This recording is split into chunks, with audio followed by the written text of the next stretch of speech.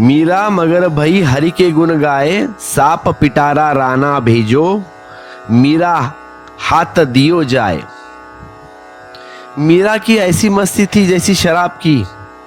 शराब की क्या मस्ती, उसके मुकाबले सांप में भी सांप दिखाई न पड़ा हो। सांप में भी कृष्ण दिखाई पड़ रहे हैं मीरा को।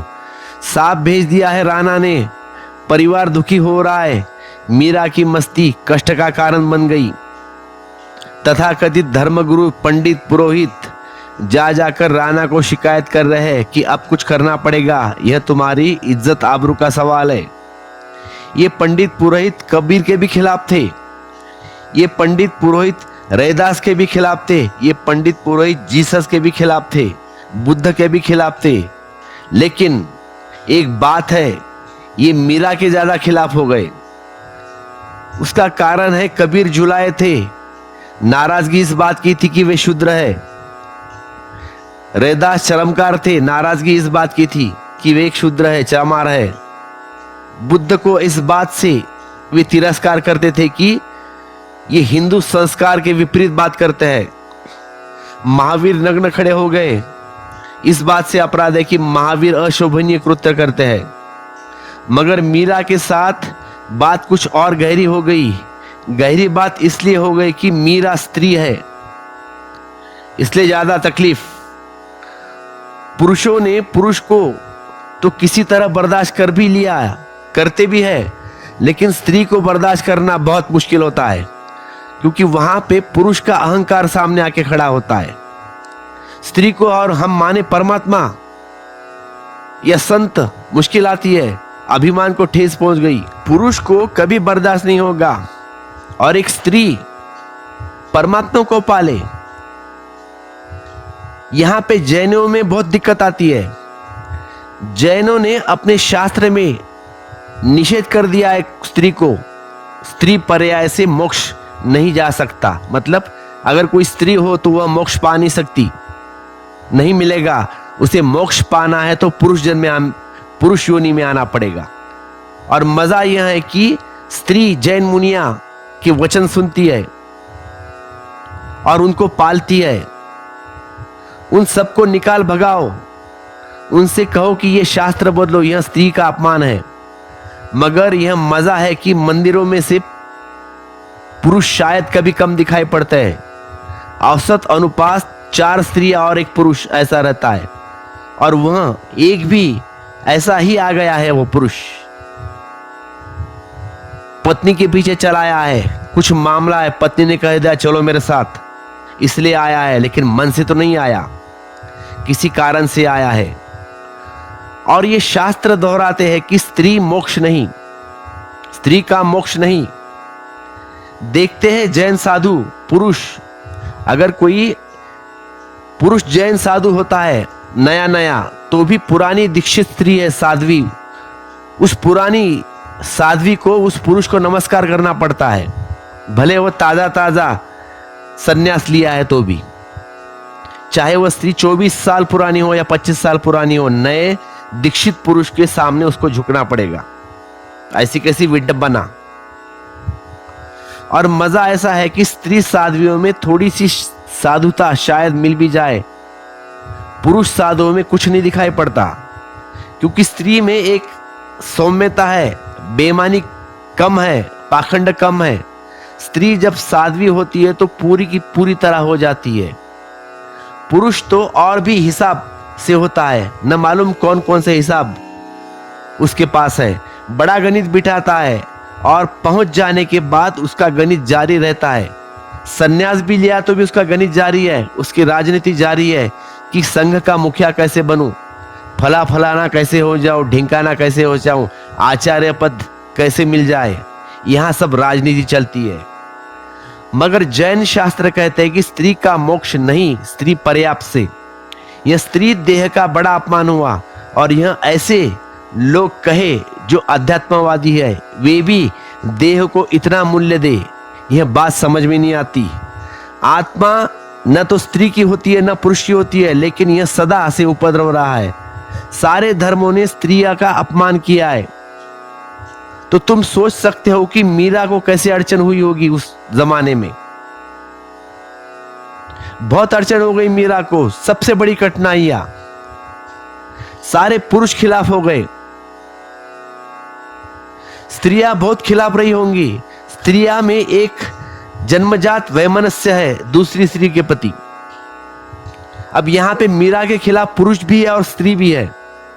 और देखो तुम अपने सोसाइटी में, अपने आजू बाजू में स्त्रियां कंपटीशन करती है एक दूसरे से। स्त्रियों में एक खासियत है, स्त्रियां बड़ी ईर्ष्यालु होती है एक दूसरे के प्रति, चाहे दो सगी बहनें भी हो। और ननद और जेठानी तो बात ही छोड़ दो भैया। स्त्रियां जितनी खोजबीन करती है एक दूसरे की स्त्री के खिलाफ, उतना पुरुष नहीं करता। और पुरुष को इतना रस भी नहीं है इसमें कि ठीक है, मगर स्त्रियां तो पूरा जीवन लगाए रखती है कि कौन गलत है, कहाँ गलती हो रही है, कौन स्त्री की क्या गलती है। सारा रस ही उनके जीवन का उसमें है। तो पुरुष ने खिलाफत की होगी, क्योंकि मीरा स्त्री थी। स्त्री ने खिलाफत की होगी क्योंकि मीरा स्त्री है।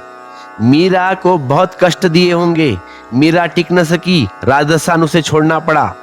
मथुरा वृंदावन गई, वहां भी उसे निकलना पड़ा, रह नहीं सकी वहां पे, वहां के लोगों ने उनको भगा दिया। यहां से वहां भागती रही है। हमने अब तक इस जगत में जो लोग भी परमात्मा के प्रेम में पूरे डूबे हैं, उनके साथ बड़ा दुर्व्यवहार किया है।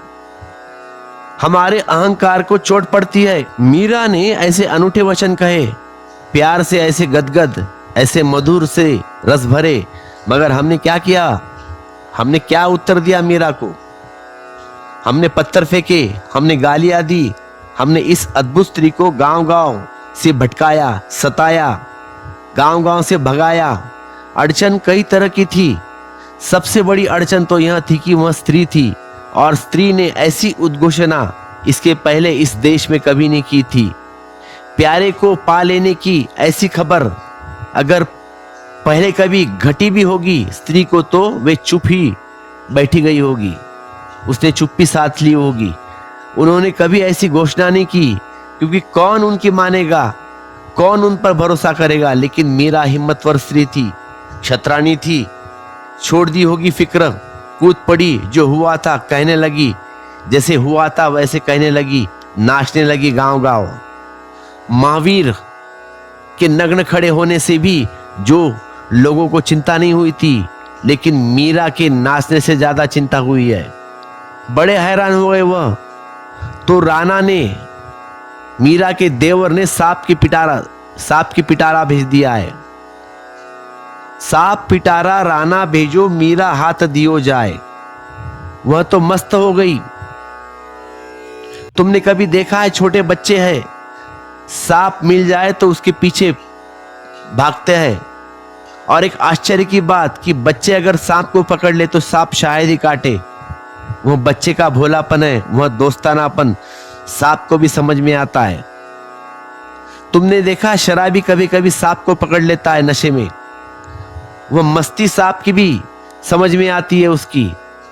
तो यह तो शराब परमात्मा की थी, और यह तो भोलापन परमात्मा से उतरा था। और अगर सांप इसे ना समझे तो आश्चर्य की बात नहीं है। हम जब भी किसी को छूते हैं तो हमारी तरंग शरीर की खबर देती है, हमारा भाव खबर देता है, हमारे देखने का नजरिया खबर देता है। तुमने देखा होगा, तुम्हारा कोई हाथ पकड़ता है तो तुम्हें ख्याल आता है अलग अलग लोगों के अलग अलग हाथ की तरंगे का अनुभव। कोई अगर प्रेम से पकड़ता है तो उस तरह की ऊष्मा, उस तरह की गर्मी बहती है, उसकी जीवन ऊर्जा तुम में प्रवेश करती है। कोई आदमी ऐसे ही हाथ पकड़ लेता है, उपचार से तो ठंडा मुर्दा हाथ लगेगा, और वह जल्दी में ही छुड़ाने की तुम कोशिश करोगे, झंझट। एक उपचार था, पूरा कर दिया। या कोई आदमी दुश्मन से पकड़ा हो तो तुम फर्क देखना उसमें। तो शायद तुमने ख्याल न किया होगा, क्योंकि लोग बहुत संवेदनशील हो गए हैं। लेकिन अगर थोड़ा ही ख्याल करोगे तो तुम समझ जाओगे कि हर बात में फर्क है। अब तो वैज्ञानिक भी कहते हैं कि वृक्ष तक को तरंगा पता चलता है। अगर कोई कुराड़ी लेकर वृक्ष को काटने आता है तो वृक्ष के प्राण कंप जाते हैं। इसको आप नापने का उपाय है, जैसे ही आदमी के हृदय पर कार्डियोग्राम लगा दे तो ऐसे ही कार्डियोग्राम वृक्ष से भी लगा सकते हैं आप। पश्चिम में काफी शोध हुआ इसके बारे में, और जब कोई माली पानी लेके बाल्टी लेकर उड़लने आता है तो वृक्ष आनंदित हो जाता है, पुलकित हो जाता है। अभी तो कुल्हाड़ी लो जो लाया है उसने काटा है वृक्ष, और जो पानी ले आया है उसने पानी डाला है। पानी डालने के बाद अगर वृक्ष आनंदित होता है तो हम भी समझते हैं कि चलो पानी डालने से हो रहा है तो ठीक तृप्ति मिलेगी, प्यासा रहा होगा, जड़ें सूख रही होगी, मगर पानी को आते ही देखकर वृक्ष मस्त हो जाता है। आकाश में घिरे बादल को देखकर मोर ही नहीं नाचते, वृक्ष भी नाचते हैं। अब इसे वैज्ञानिक प्रमाण है तो कुछ आश्चर्य नहीं कि मीरा की वह मस्ती, वह मगन भाव सांप को समझ में आ गया हो।